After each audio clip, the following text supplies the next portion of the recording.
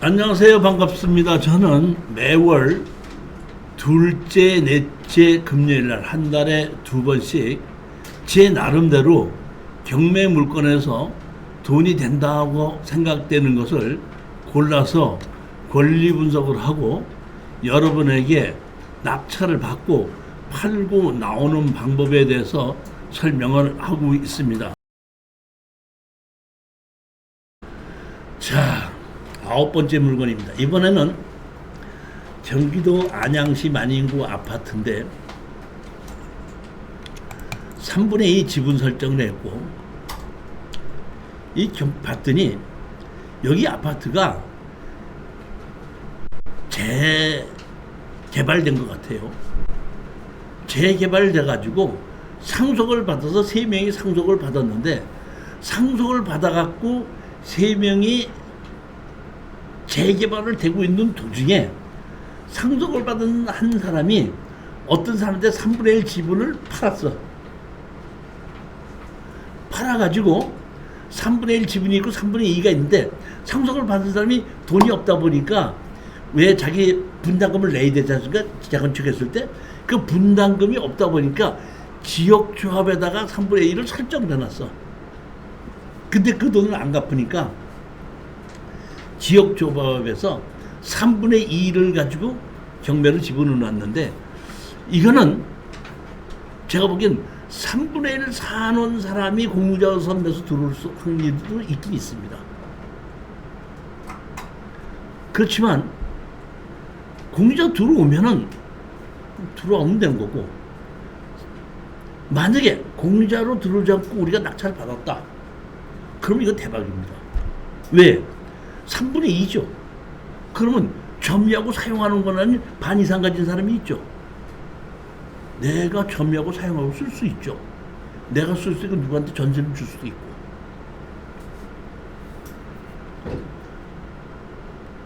그렇게 해놓고 대항력 있는 전입자를 만들어 놓고 다 팔아서 나누자고 할 수도 있죠. 공유물 분할 3분의 1은 없고 3분의 2는 우리 거다 보니까 대항력 있는 세입자를 만들어 놓고 공유물 분할 청구할 수 있죠. 그렇기 때문에 그런 면으로 봤을 때 대박이 될 수도 있고 공유자 선에서 들어오면 어쩔 수 없다. 자, 이번에는 3번째 물건을 보시겠습니다. 이번에도 경기도 파주시 조리읍입니다. 파주도 제가 보기에는 뭐 고향처럼 하진 않지만 그래도 어느 정도는 그 유지가 되고 있습니다. 사실 파주가 예전에 LG 그 공장이 생기면서 상당히 많이 올라갔던 적이 있는데 요새는 지금 주춤하고 있습니다. 파주도. 자, 여기는 1층에 104호죠. 1층에 104호입니다. 아까 2층보다도 1층이 좋아요? 2층이 좋아요?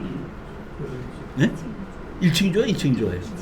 아이씨, 내가 몇 번이나 가르쳐줘. 돈 되는 게 좋다고.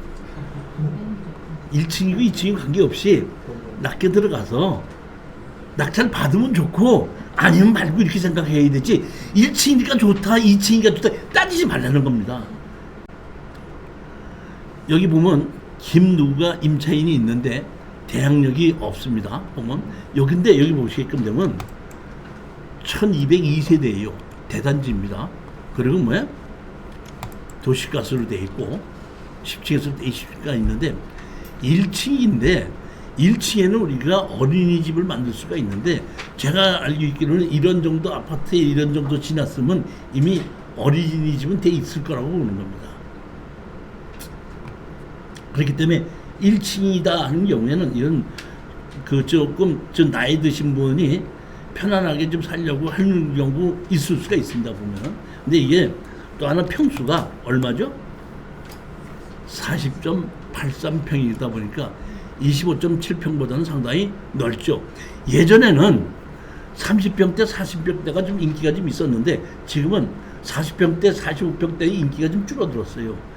줄어든 이유는 노무현 정부 때에 발권을 타서 쓸 수 있게끔 만들었기 때문에 실질적으로 25평짜리를 분양을 받았어도 예전보다 상당히 넓거든요. 30평 이상은 넓다 보니까 조금 좀 이런 넓은 평수가 옛날보다 인기가 조금 줄었다는 걸 보고, 예전에는 그 대가족으로 해서 식구도 자식들도 셋 이렇게 넷 이런 경우에는 큰 것이 많았고, 그 다음에 부모를 모시고 살 때는 40평대 이런 것이 있었는데, 요즘에는 전부 다 각자 살고 자식들도 둘 이상을 갖는 것이 드물기 때문에 이런 대형 평수가 옛날처럼 그렇게 인기가 있지는 않다는 이런 뜻입니다.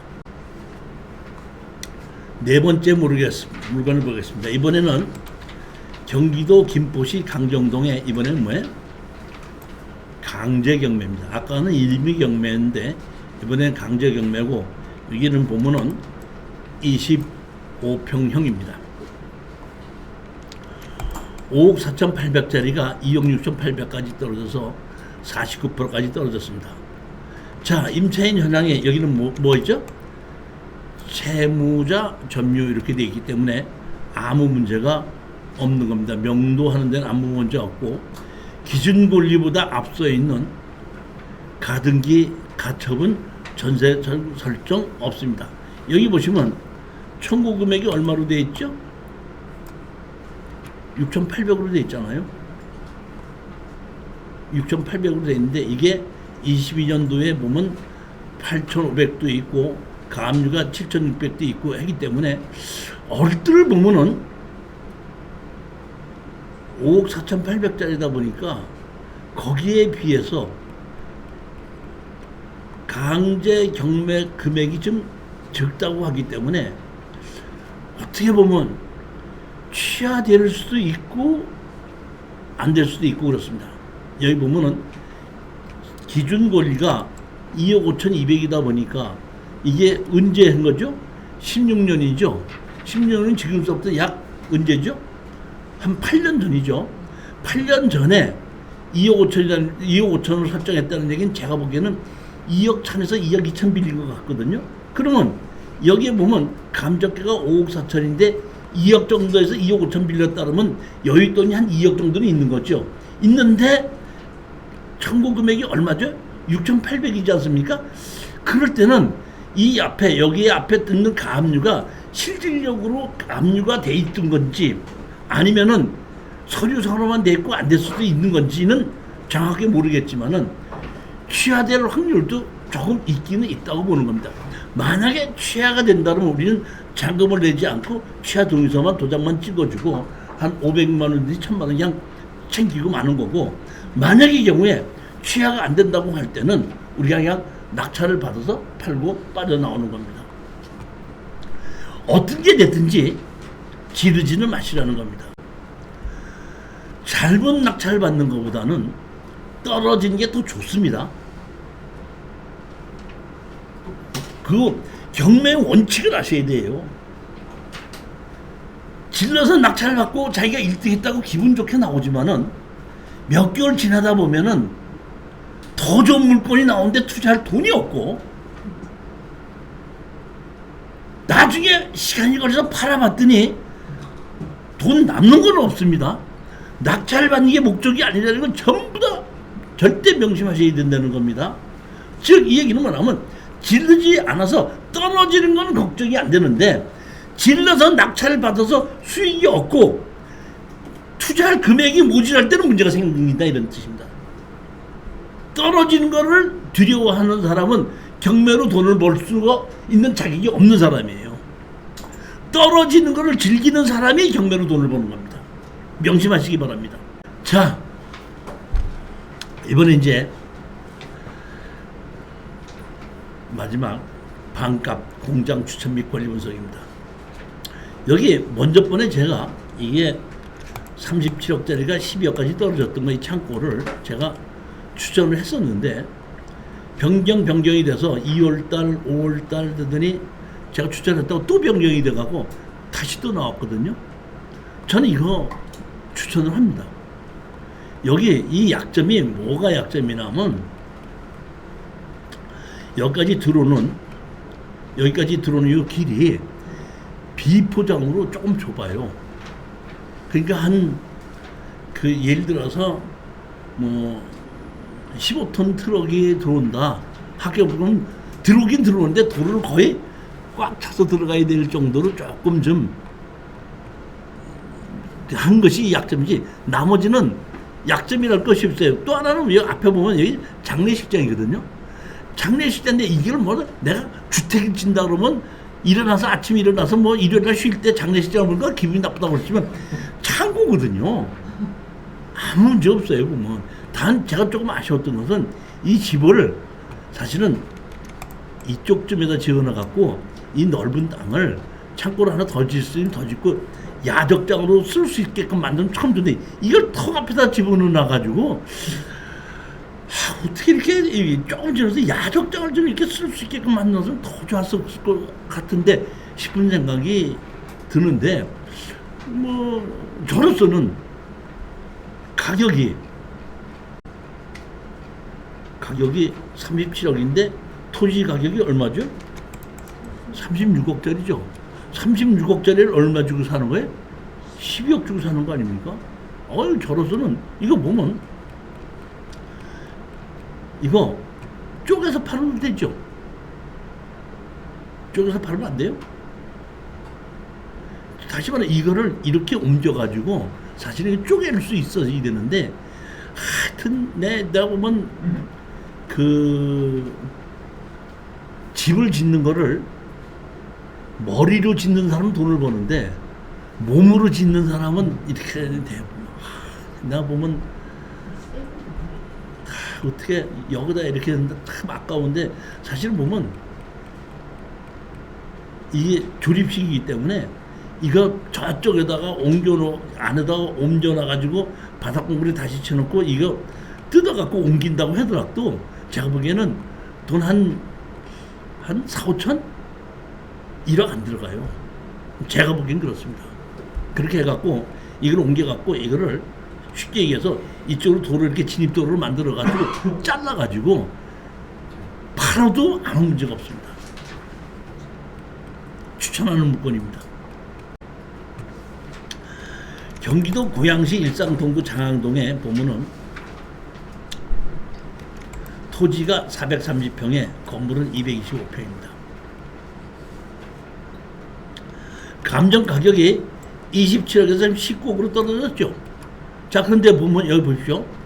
여기 감정 가격이 얼마였었죠? 39억이었었죠. 39억인데 여기서 얼마에 시작했어요? 지금 27억에 시작해서 지금 19억까지 떨어졌죠. 그렇죠?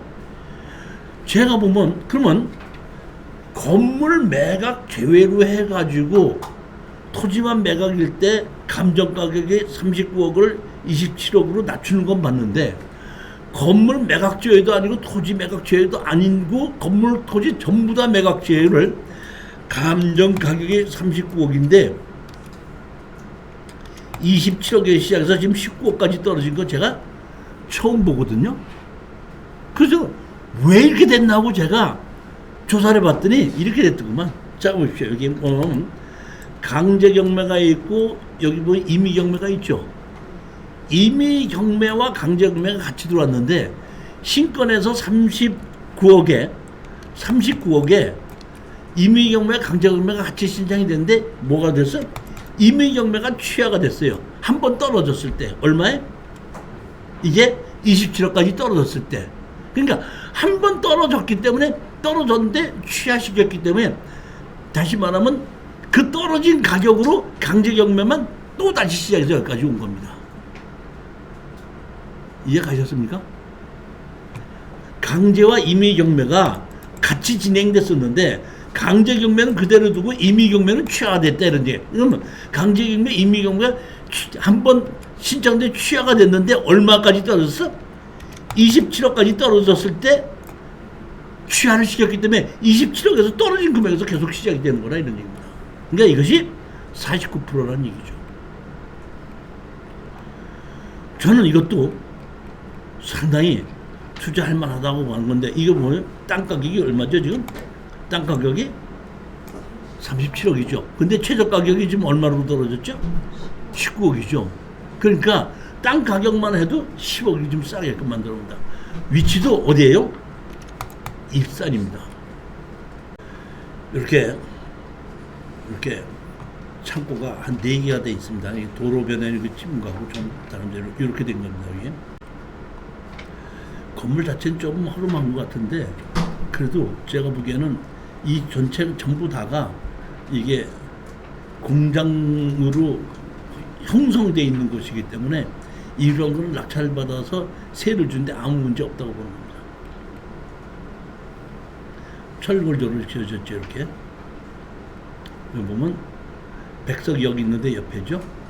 능곡하고 있기 때문에 상당히 그 일산으로 되어 있지만 상당히 서울하고 가까운 곳에 있는 곳이에요. 자, 18번째입니다. 파주시 탄현면에 토지가 1532평이고 감정 가격이 얼마예요? 40억짜리가 20억까지 떨어졌습니다. 땅 가격이 얼마죠? 32억인데 얼마까지 떨어졌죠? 20억, 28억까지 떨어지다 보니까 건물이 상당히 좋더라고요. 위치도 좋아 보이고. 여기가 이제 그 북한하고 가깝다 보니까 항공 사진으로 이렇게 보이지가 않더라고요. 여기 보면 이렇게 건물이 상당히 좋은 건데 옛날에는 항공 사진이 안 보이면 구글로 들어가게끔 되면 보였었는데 요즘은 구글에서도 같이 흐릿하게 만들어 버려갖고 이 휴전선 가까운 곳에서는 지금 항공 사진을 볼 수가 없는 것이 약점이긴 한데 그래도 이 정도라면 한번 투자해 볼 만하지 않을까 싶은 생각에 제가 이거 같이 추천 물건에 집어넣습니다. 공장은 다시 먼저도 말씀드렸지만 법인으로 낙찰을 받고 3년 동안을 경영을 하고 경영을 한다는 얘기는 내가 직접 운영을 하는 게 아니라 세를 주더라도 그대로 쓴다 이런 얘기죠. 써서 나중에 팔을 때 건물을 파는 것이 아니라 뭐를 파는 거예요? 법인의 대표이사 자리를 넘겨주게끔 되면은 팔고 나오는 거라는 겁니다. 금액이 크다고 하더라도 대출을 받고 대출을 받는 걸 가지고 월세를 받으면서 갚아나가면서 버텨라 이런 게 수익을 넣지 말고 한 3, 4년 기다렸다가 팔고 나올 때 수익을 보는 것이다. 이렇게 투자를 하는 것입니다. 자, 이제 이 8월 달에 4번째 금요일 날 또 제가 물건을 골라고 올 텐데 다시 말씀드리지만은 질 생각은 하지 마시고 낙찰 받으러 갔다가 떨어지면은 더 좋은 물건이 기다리고 있다. 버스를 놓치니까 리무진이 오더라. 이런 마음으로 지르지 마시고 낙찰을 받으셔야지 수익이 생긴다. 이것을 명심하십시오. 대부분이 경매 입문을 했다가 한두 번 낙찰 받아보고 빠져나가시는 분이 있는데 대부분 컨설팅으로 추천을 받아서 입찰에 들어가서 그 사람들이 질러서 받아라 하다 보니까 질러서 낙찰을 받고 보니까 팔고 질러서 받고 취등록세 내고 양도소득세 내고 하다 보니까 2, 3년 고생을 했는데도 별로 남는 게 없다 보니까 이제 경매에서 떠나시는 분을 제가 여러 번 봤습니다. 낙찰을 받지 못하더라도 질르지 말고 받으세요. 1년에 하나를 받더라도 돈을 벌 수가 있어야 되는 것이지 매달 낙찰 받을 돈도 없고 어떤 사람은 똘똘한 아파트 하나 갖고 있자고 하는데 경매도 똘똘한 거 한 개 받는 거예요. 똘똘한 거 한 개 받기 위해서는 수십 번을 들어가야 돼. 내가 20번 들어가서 한 번 낙찰을 받아서 돈을 번다 이렇게 생각하셔야지 내가 경매장을 가면서 이걸 낙찰 받아야지 생각하지 마십니다. 그거를 버리셔야지 경매로 돈이 생기는 겁니다. 느긋하게 천천히. 자, 안녕히 들어가십시오. 감사합니다.